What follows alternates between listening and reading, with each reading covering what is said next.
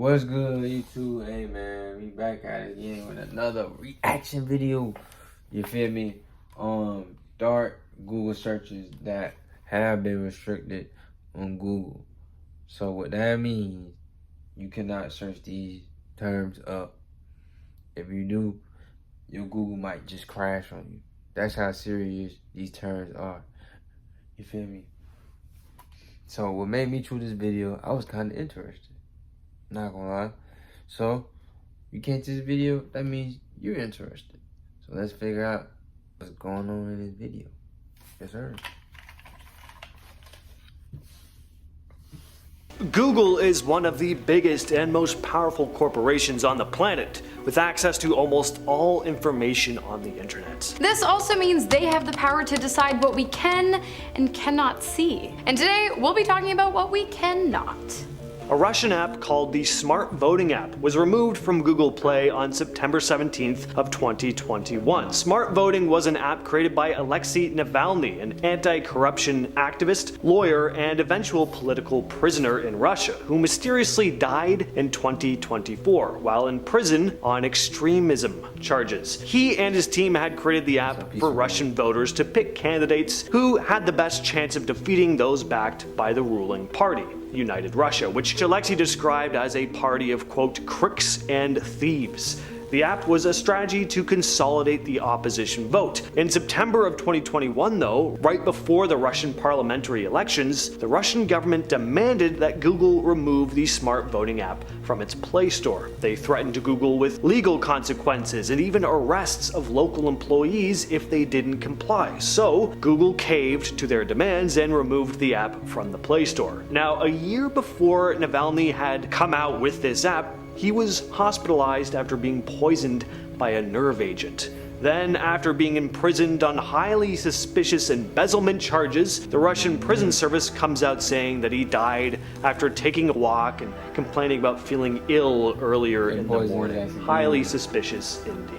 If you were to hop on Google Earth, type in 2207 Seymour Avenue, and then turn on Street View, you would be greeted with an image of a blurred house located on a seemingly unassuming street. But there's a reason behind Google's decision to restrict users from viewing the home, and that is because it once belonged to a very bad man named Ariel Castro, who between 2002 and 2004 plucked 3 young women from the roads of Ohio and imprisoned them in that very home until he was arrested in 2013. Castro's first victim, Michelle Knight, was taken on August 23rd of 2002. On April 21st of 2003, Castro took his second victim, Amanda Berry, and on April 2nd of 2004, he captured his fourth, Gina De Jesus. For over a decade, he tormented and violated all 3 of the women and even impregnated one, all while he was pretending to aid in the search of his captives alongside his fellow neighbor. On May 6th of 2013, Amanda managed to escape Castro's home and contact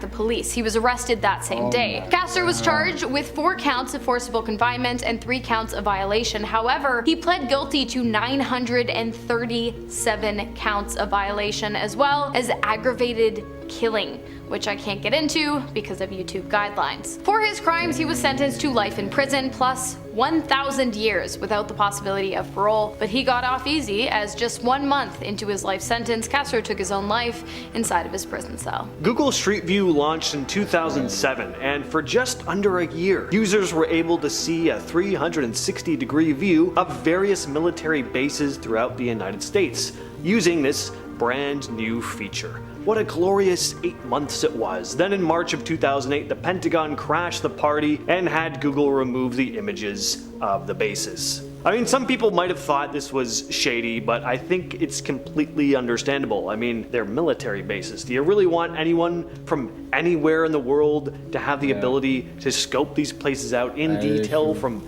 every angle from the comfort of their own home? Yeah, it's a security risk, so they asked Google to take the images down. That doesn't mean I'm saying they're not hiding aliens in some of these places, though. Hoping to get a quick glance at the Marcule nuclear site? Well, too bad, because it's restricted. You should move the ad. She wanna be in the movie, she wanna be in the stuff.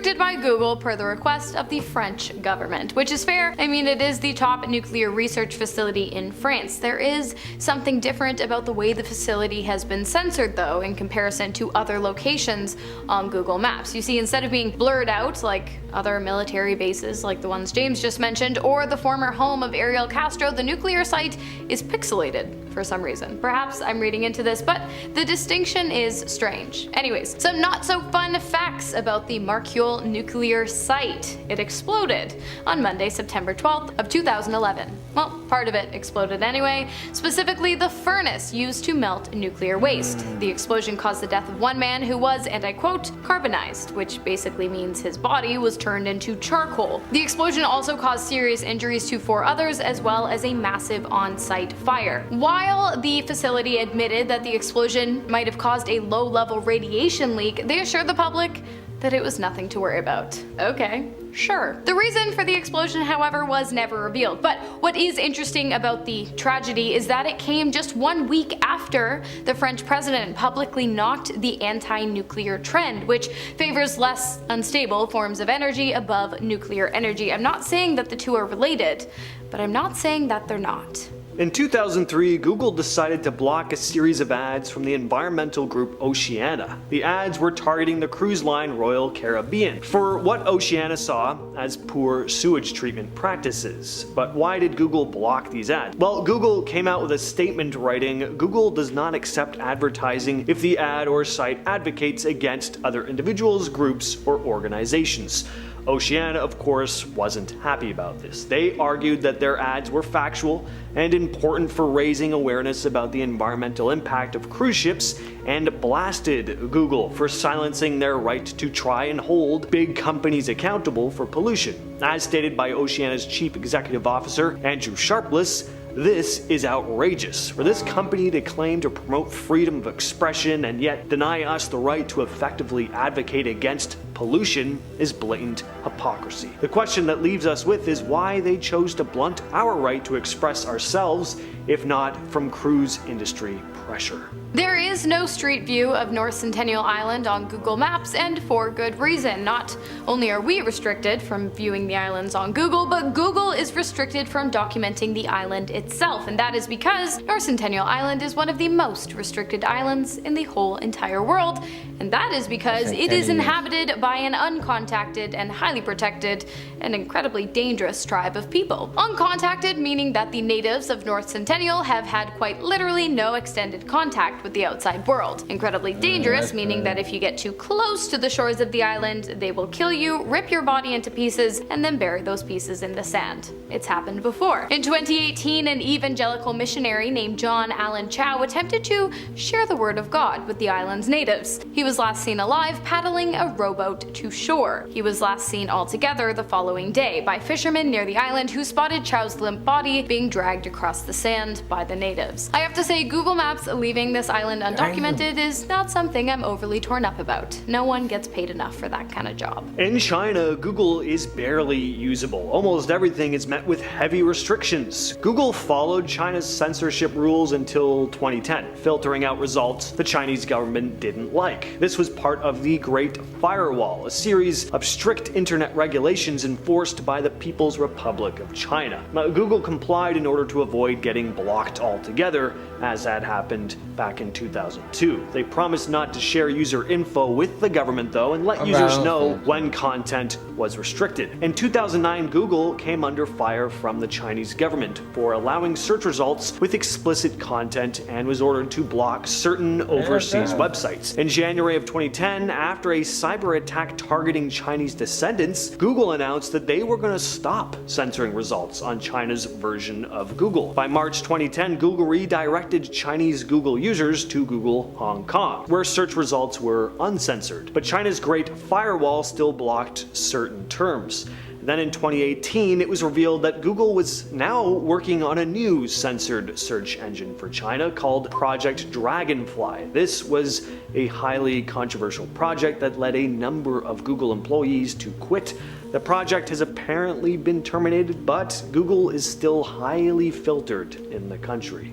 Another thing you won't be able to find on Google: classified Pentagon documents leaked by 21-year-old National Guardsman Jack Teixeira, who not only stole these classified and highly sensitive documents from the Pentagon, but also posted said documents online on Discord, which is an instant messaging social media platform that allows for text messaging, video and voice calls, and mixed media sharing. The documents shared by Teixeira contained a mix of tactical statistics and battlefield maps drafted by the Pentagon staff. Statistics and maps that relate to current ongoing global conflicts. Big no-no. The whole thing is insane, and it's really baffling that a 21-year-old could have done this, but according to the government, Jack Teixeira is guilty, and will be spending the next 16 years of his life in federal prison, following a debrief with the Defense and the Justice Department of the United States, during which time he will likely be interrogated and forced to return whatever sensitive materials he might still have in his possession. While some images of the leaked documents do remain online, most of them have now been restricted by Google per the